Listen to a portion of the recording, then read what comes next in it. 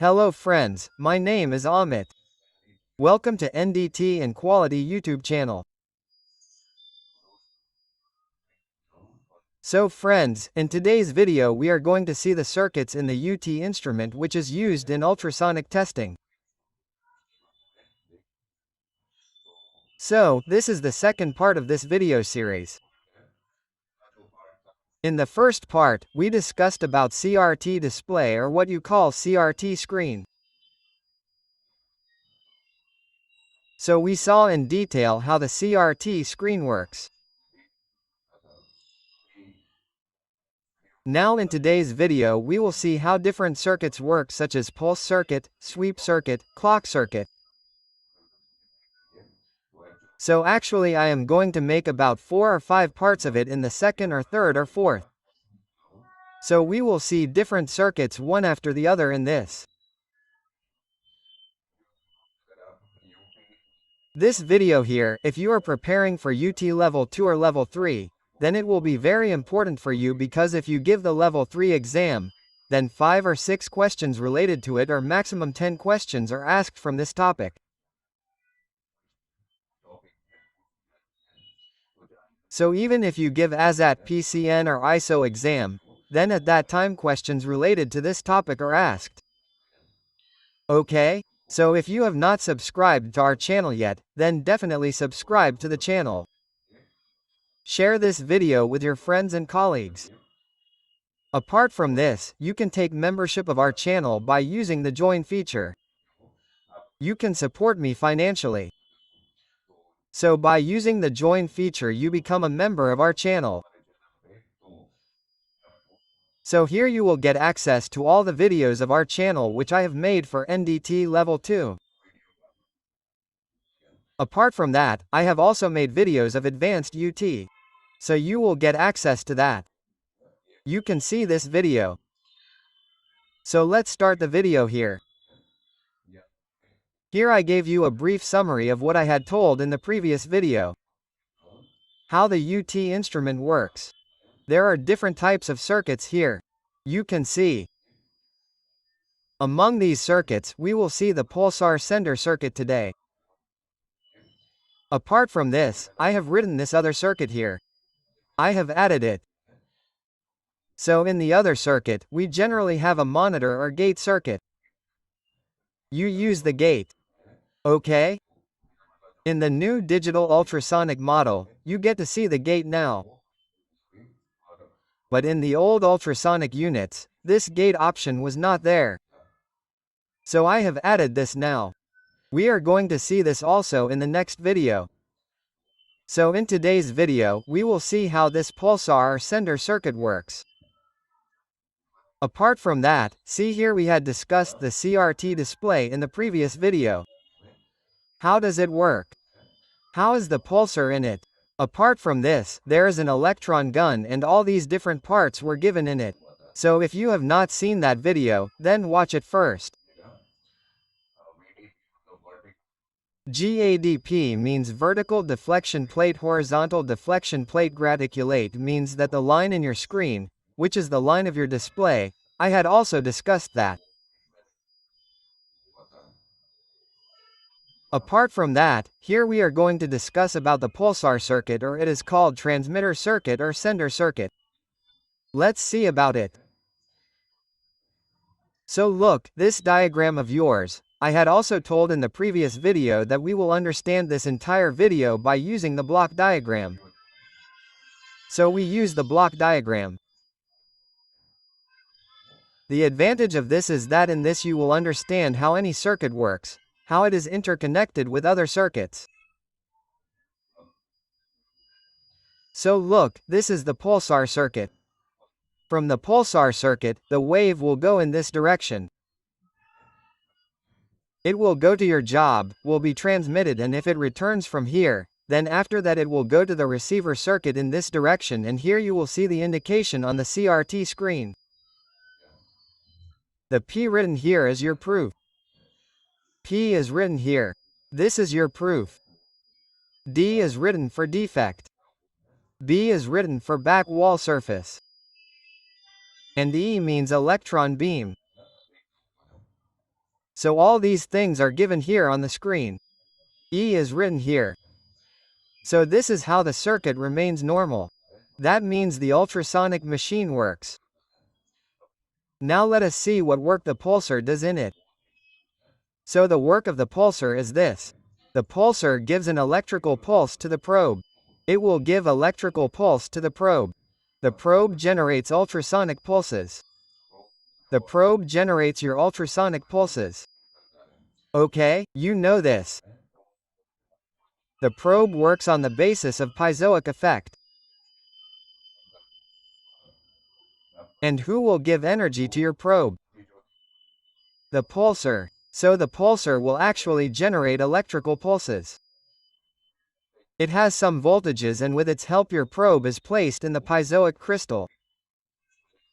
It generates ultrasonic waves. The ultrasonic pulse travels into the test material and gets reflected from defect D and back surface B. So here in the figure we saw that the probe will generate your ultrasonic wave.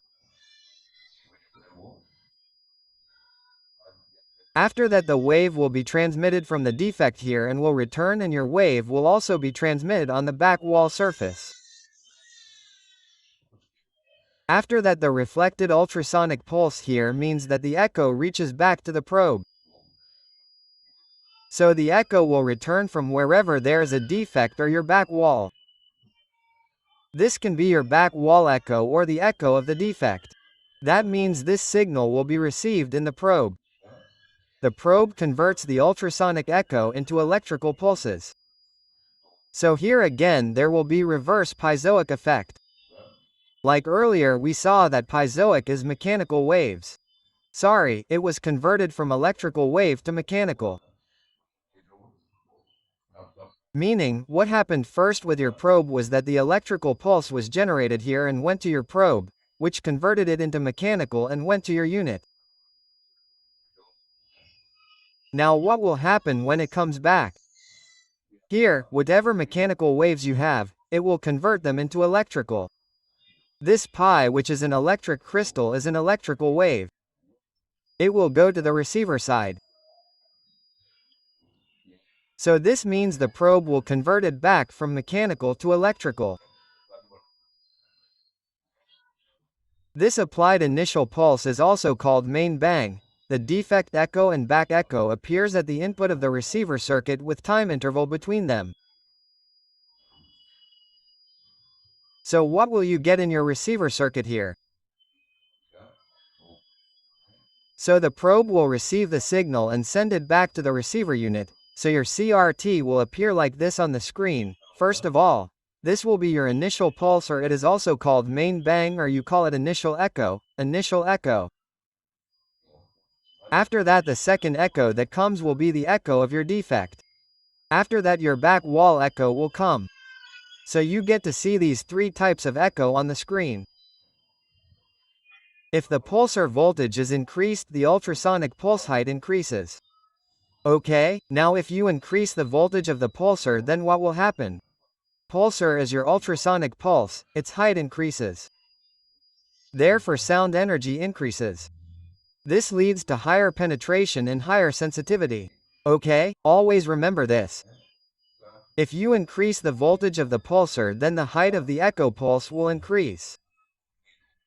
Apart from that, the penetration in it will be high.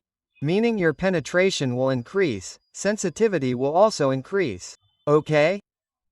If your sound energy increases, then the voltage will increase, pulse height will increase, penetration will increase, and sensitivity will also increase. Here, after that, however, this pulse length also will increase, which leads to larger dead zone and lower resolution.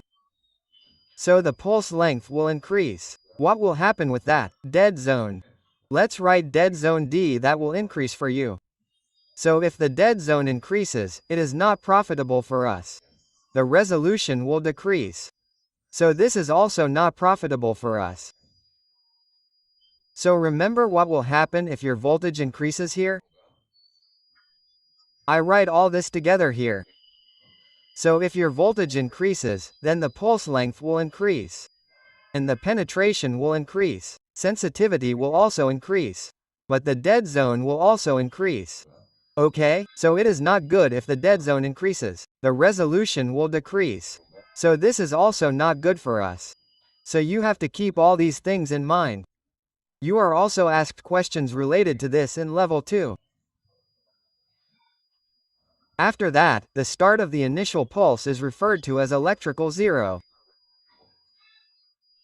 So, the initial pulse, which is where you see it, is the electrical zero point, from where your screen starts, and is distinguished from acoustic zero.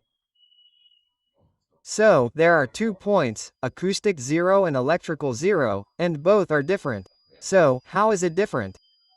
C. The location of the initial pulse is not used for calibration purposes, because a time lag exists between the display of the initial pulse and the ultrasound entering the part. So, here is the initial pulse. You do not have to do the calibration from there. So, from where do you have to do the calibration? This is your acoustic zero point. Meaning, from where the screen starts, that is your point. You have to do the calibration from there. You do not have to do the calibration from the electrical zero point from where you get the dead zone. Because what will happen here? Your electrical zero and acoustic zero are 2 points. There is a time lag in between them. That means you will get a distance in between them. So that is the distance that you have to remove. And from where your acoustic zero point starts, you have to do the calibration from there. So your wave will enter the part from there only. This leg is referred to as the electrical zero to acoustic zero time leg. Okay, so what is this leg in between called? Electrical zero to acoustic zero time leg. Okay? So, this is how your pulsar circuit works. Okay? The pulsar circuit is very important. So in the pulsar circuit, if you increase or decrease the voltage, many parameters keep changing accordingly. We saw this here. Okay, let me tell you once again. If your voltage increases, then the height of your pulse will increase. Penetration will increase. Your sensitivity will also increase. Sound energy will increase. Your dead zone will increase in the case and resolution will decrease. What will happen if you reduce the voltage? Your pulse height will decrease. Penetration will also decrease. Sensitivity will also decrease and your dead zone will decrease and resolution will increase. Okay, so if you decrease the voltage then all these effects happen. So here we have completed this pulse circuit.